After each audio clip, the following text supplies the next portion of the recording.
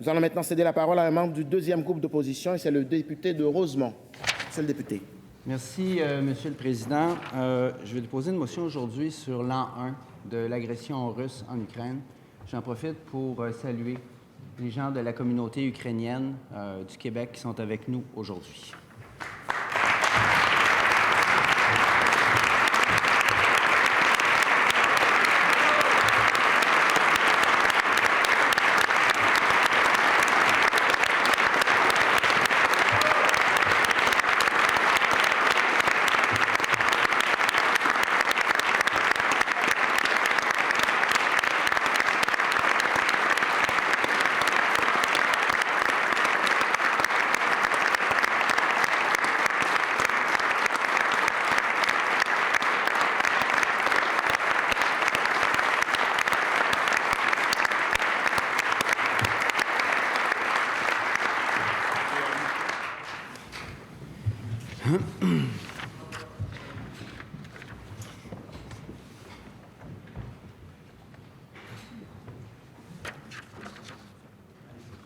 Merci. Alors, je demande le consentement de cette Assemblée pour débattre de la motion suivante conjointement avec le Premier ministre, la députée de Mont-Royal-Outremont, le député des Îles-de-la-Madeleine et la députée de Vaudreuil. Que l'Assemblée nationale réaffirme le droit inaliénable du peuple ukrainien et à son intégrité territoriale. Qu'elle déclare l'agression armée de l'Ukraine par la Russie comme défiant les lois internationales, notamment par des agressions militaires sur la population civile, ainsi que ses infrastructures essentielles. Qu'à l'instar de la Chambre des communes du Canada, elle dénonce les actes à caractère génocidaire commis contre le peuple ukrainien qui ont été rapportés par les médias. Qu'elle souhaite la bienvenue au Québec à toutes les Ukrainiennes et à tous les Ukrainiens temporairement déplacés, tout en demandant au gouvernement du Québec et du Canada de faire tout en leur pouvoir pour faciliter leur arrivée au pays. Qu'elle réaffirme le caractère historique de sa relation d'amitié avec la diaspora ukrainienne au Québec, qu'elle salue la résistance héroïque du peuple ukrainien et le courage du mouvement d'opposition à la guerre en Russie, qu'enfin, l'Assemblée nationale observe une minute de silence à la mémoire des victimes. Y a-t-il consentement pour débattre de cette motion? 3 minutes par intervenant dans l'ordre suivant. Le député de Rosemont, le premier ministre, la députée de Mont-Royal-Outremont et le député des Îles-de-la-Madeleine. Alors, je comprends qu'il y a consentement pour qu'il y ait 4 intervenants et que pour que la durée des interventions soit limitée à un maximum de 3 minutes chacune. Donc, je reconnais maintenant le premier intervenant, Monsieur le député de Rosemont. Merci, Monsieur le Président. Merci au chef parlementaire de m'avoir cédé la place. C'est important pour moi. Vous comprendrez pourquoi, étant donné les liens entre Rosemont et cette communauté extraordinaire que sont les Ukrainiens. En faisant mes recherches pour cette motion, je suis retombé sur des manchettes, des reportages d'il y a 1 an, notamment la voix grave de Patrice Roy qui ouvre son bulletin il y a précisément 1 an en disant « La Russie envahit l'Ukraine ». Je l'ai réécouté 3-4 fois, ça ne me rentre pas dans la tête, Monsieur le Président. C'est quelque chose que je ne pensais pas qu'il était possible d'arriver. Avec les sirènes, les tanks, les avions. Quel cauchemar. Quel cauchemar, Monsieur le Président. On avait beau savoir que Vladimir Poutine avait depuis longtemps des visées sur l'Ukraine. On a eu quand même été frappé de stupeur et en quelque part de désespoir par une action insensée. Une invasion armée, une agression, des exactions, des bombes, des missiles, des viols, des enfants orphelins, envoyés vers le pays de l'agresseur, en un mot, l'horreur. 1 an plus tard, on peut peut-être se consoler de la résistance des Ukrainiens et des Ukrainiennes. C'est vrai qu'elle est admirable. Mais on peut aussi s'inquiéter de l'enlisement de cette guerre. J'ai développé, je vous l'ai dit tout à l'heure, au fil des ans, un attachement particulier pour la communauté ukrainienne du Québec, en particulier celle de Rosemont, vous me permettrez. Les Ukrainiens et les Ukrainiennes sont d'abord arrivés ici au début du 20e siècle, plutôt dans Hochelaga-Maisonneuve, au bord du fleuve, travaillaient dans les industries lourdes, au port. La 2e, la 3e génération ont monté vers Rosemont, où ils se sont installés, beaucoup. Et maintenant, ils sont disséminés à hauteur de 17 000 personnes à travers Montréal et le Québec. Dans Rosemont, vous allez trouver 2 magnifiques églises ukrainiennes, la Caisse Pop ukrainienne, le Festival ukrainien. Si vous aimez la bière, c'est pas mal la place. la Maison des jeunes ukrainiens et évidemment le café d'Élie Zitlinski sur Beaubien. Si vous aimez la viande, c'est la place pour aller vous chercher un sandwich. Je ne voudrais pas faire de la pub, mais c'est un endroit mythique dans Rosemont. C'est une communauté tissée serrée au motif de leur magnifique broderie. C'était aussi une communauté colorée, comme leurs vêtements de fête. Mais je peux vous dire que depuis un an, le cœur est davantage à la solidarité et au combat qu'à la fête, Monsieur le Président. Je l'ai vu de mes yeux vus, j'ai même eu l'occasion de participer, parce qu'on ne peut pas rester insensible, à la collecte de dons, par exemple, dans Rosemont, qui s'est fait, des tonnes et des tonnes de vêtements, qu'on ne savait même plus où les mettre ni quoi en faire, des médicaments, des vivres, au point où le sous-sol de l'église Sainte-Sophie débordait. Il a fallu trouver des camions puis des entrepôts pour entreposer tout ça avant de pouvoir l'envoyer, parfois dans des conditions rocambolesques, par la Pologne et, souhaitons-le, sur le front en Ukraine. Aussi des déplacés qui sont arrivés dans Rosemont et ailleurs au Québec. Il y a plein de belles histoires de ces gens-là qui sont arrivés ici, même si l'histoire qui les a menés ici est horrible. On a vu ces gens-là s'installer ici, être accueillis ici. Vous avez vu, comme moi récemment, cette histoire formidable avec les jeunes hockeyeurs ukrainiens au tournoi Piouin international. Même si on n'aime pas le hockey, c'est à peu près impossible de rester insensible à une si belle histoire. La diaspora ukrainienne est aussi présente ailleurs au Québec, je l'ai dit. Je veux vous raconter rapidement une anecdote, une histoire. Récemment, je suis allé dans un restaurant ici, dans le Vieux-Québec. J'ai été servi par une jeune femme ukrainienne. J'ai compris qu'elle était ukrainienne, qu'elle parlait russe, parce que la table à côté, c'était un couple de Russes. Et j'ai profité de la fin du repas pour lui demander... Vous êtes multilangue, vous parliez russe, je crois. Elle m'a dit oui, je suis ukrainienne d'origine et j'avais des clients russes. Probablement que la stupéfaction, l'incompréhension devaient être écrites dans mon visage. Et elle m'a dit, vous savez, moi, je travaille. Je voulais juste rendre leur soirée plus agréable. Je me suis posé la question, si j'avais été dans cette situation... servir des gens qui, quelque part, représentent quand même l'agresseur de mon pays, est-ce que j'aurais eu la grandeur d'âme et l'abnégation de leur parler dans leur langue? Je ne suis pas sûr. C'est pas sûr. Mais c'est épouvantable qu'on en soit pensé à des choses comme ça jusqu'à Québec, comme quoi les missiles sont loin d'ici, mais les effluves de la guerre nous touchent et nous font réfléchir ici. Quoi qu'il en soit, l'abnégation et la grandeur d'âme de cette jeune femme est admirable.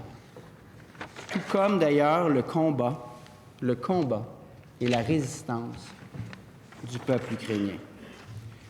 Alors, permettez que je termine en pratiquant un peu mon ukrainien, qui est un peu rouillé. Et je sais que vous êtes le seul ici à pouvoir donner la parole aux collègues ou à l'enlever. Mais si les collègues veulent répéter ou le répéter dans leur tête, soyez bien à l'aise. Ça fera du bien à tout le monde. Alors, gloire à l'Ukraine, slava Ukraini. Merci, Monsieur le Président.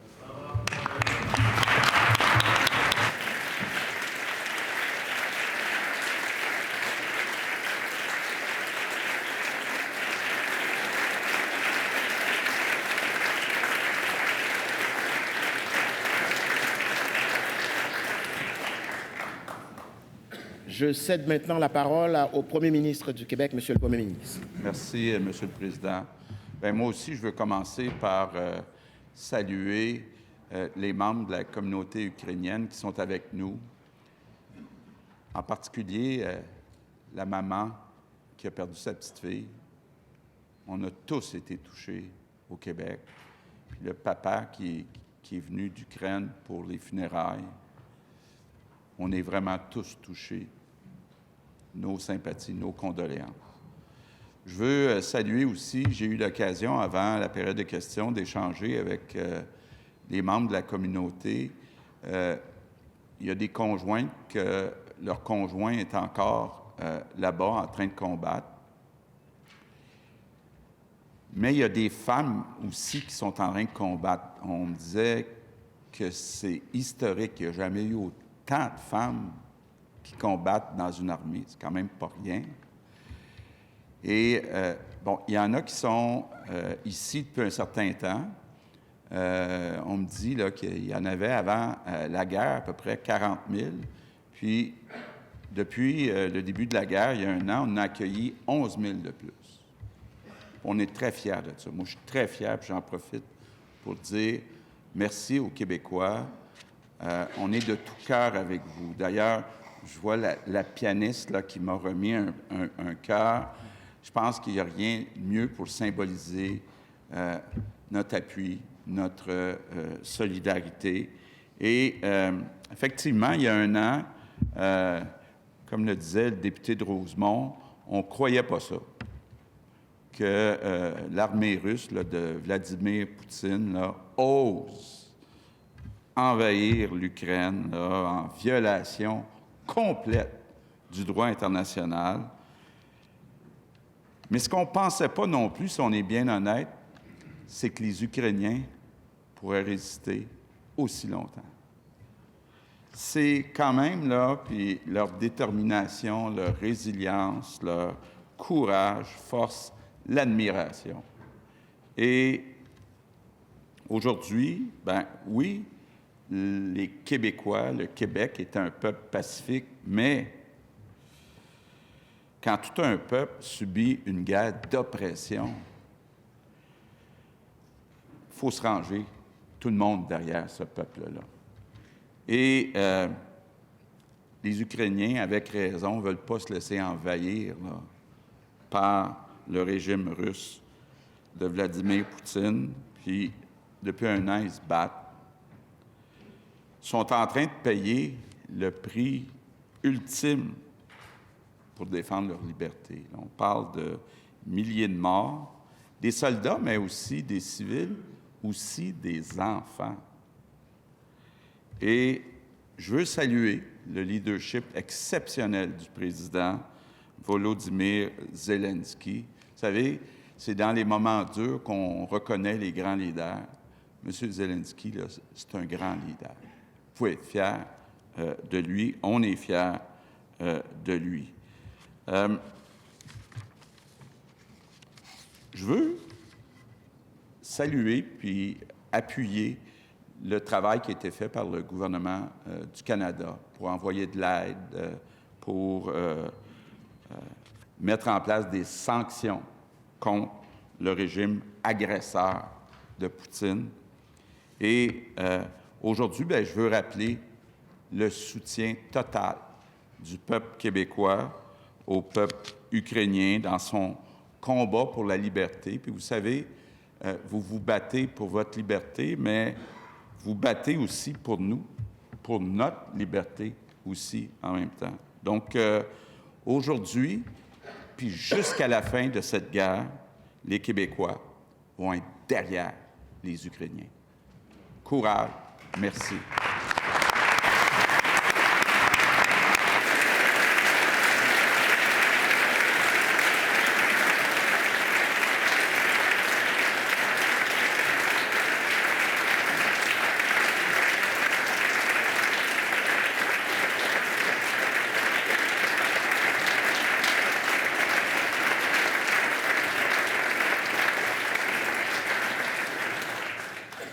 Merci, Monsieur le Premier ministre. Maintenant, je cède la parole à la députée de Mont-Royal-Outremont.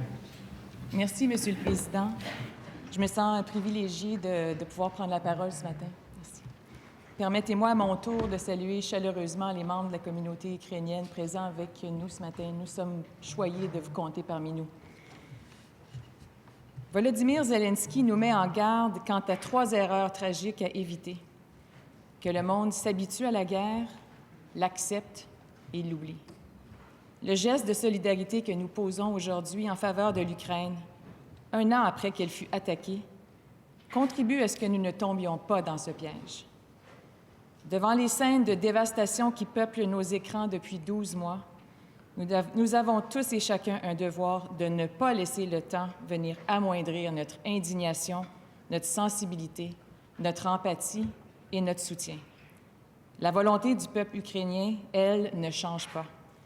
Saluons leur courage et leur détermination indéfectible à se défendre et à ne pas abandonner leur liberté.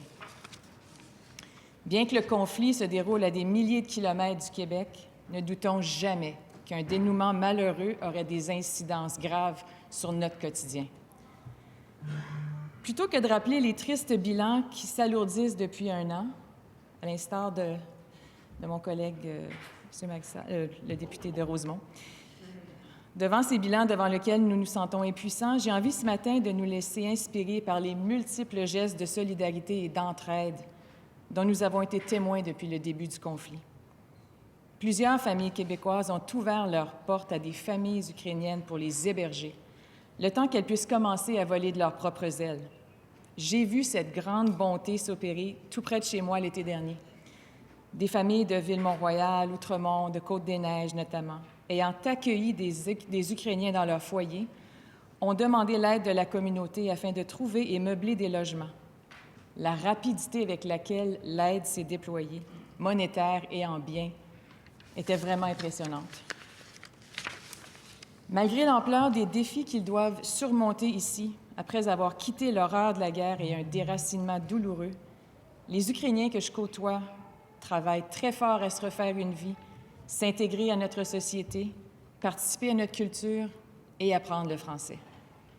Continuons d'être généreux et bienveillants en semant le bien autour de nous, alors que d'autres sèment le mal.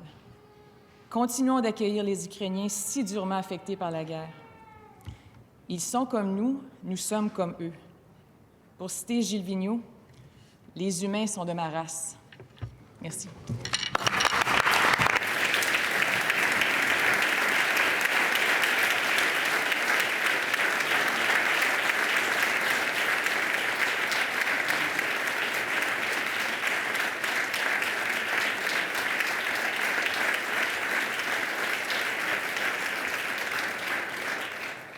Merci, Madame la députée. Je cède maintenant la parole au député des Îles-de-la-Madeleine. Merci, Monsieur le Président. Alors, il y a un an, le 24 février 2022, notre monde a littéralement basculé. Nos certitudes sur le plan de la paix, de la diplomatie, les règles de droit international, l'humanité même, ont été ébranlées. Et on est à des milliers de kilomètres de l'Ukraine. Alors, imaginez comment le peuple ukrainien qui subit depuis un an la guerre que lui impose la Russie et son président Vladimir Poutine, comment leur vie quotidienne, elle, a été bouleversée. Depuis un an, des centaines de milliers de vies ont été fauchées par la guerre. Des gens ont fui les hostilités par millions. Plusieurs se sont retrouvés, heureusement, accueillis par le Québec et par le Canada. Des massacres et des actes génocidaires ont été commis. Des crimes contre l'humanité qu'on recense par dizaines de milliers. Des femmes ont été violées ou vivent sous la terreur, sous la menace. Des milliers d'enfants ukrainiens sont séparés de leurs parents, portés disparus ou envoyés dans des camps de rééducation en Russie. À tous les Ukrainiens du Québec, dont plusieurs sont ici aujourd'hui, que je salue, je veux dire que nous partageons votre douleur, vos craintes et vos pleurs. La résistance courageuse et héroïque du peuple ukrainien, sa résilience, évidemment, est admirable. Son combat, je pense que c'est aussi le nôtre. C'est celui de la démocratie contre le totalitarisme, le combat de l'humanité contre la terreur. Donc, nous exprimons aujourd'hui aussi notre solidarité envers le peuple ukrainien, mais également envers ces personnes russes qui résistent à la guerre et qui font entendre leur voix dans leur pays, à leurs risques et périls. Alors, nous souhaitons aujourd'hui surtout que cette crise trouve une voie de passage pacifique, qu'on y mette fin dans les plus brefs délais par la diplomatie, par le dialogue. Le pays a déjà trop souffert depuis un an. Alors, au nom du Parti québécois, je tiens à assurer au peuple ukrainien et à sa diaspora notre entière solidarité. Je vous souhaite toute la sérénité et le courage d'affronter cette réalité cruelle que vous n'avez pas choisie. Merci, Monsieur le Président.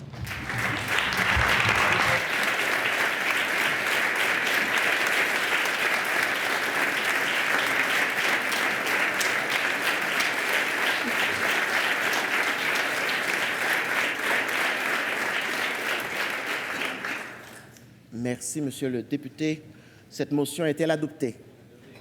Adoptée. Alors, conformément à la motion que nous venons d'adopter, je vous invite à vous lever pour observer une minute de silence.